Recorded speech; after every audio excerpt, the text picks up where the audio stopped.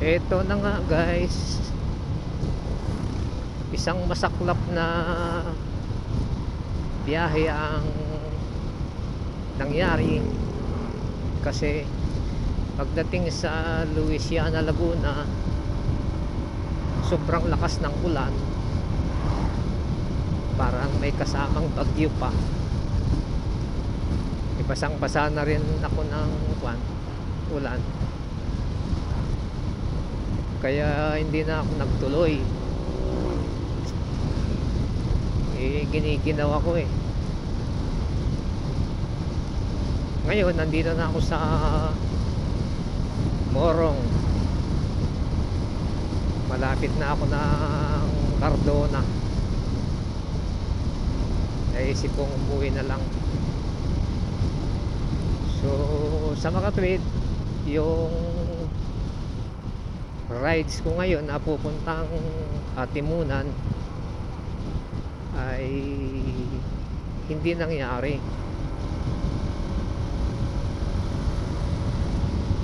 Wala, ibasang-basa ako ng ulan eh. Na nanginginig ako sa ginaw.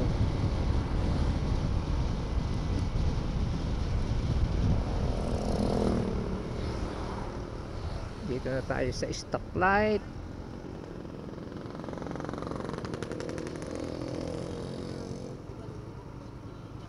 Stoplight ng Baras.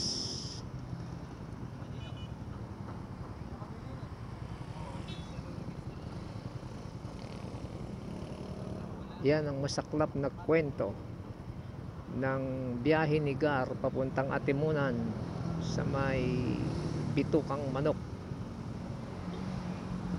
Di bale, next year na lang ulit.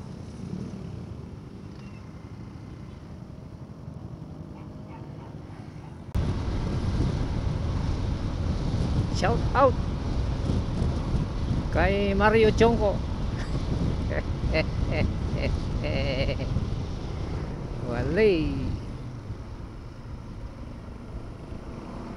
Walang nangyari. Next year na lang ulit.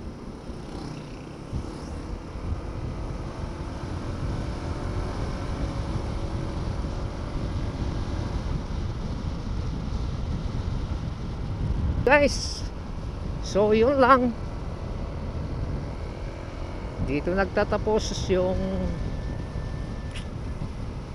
motorcycle adventure natin ngayon, January 1, 2025.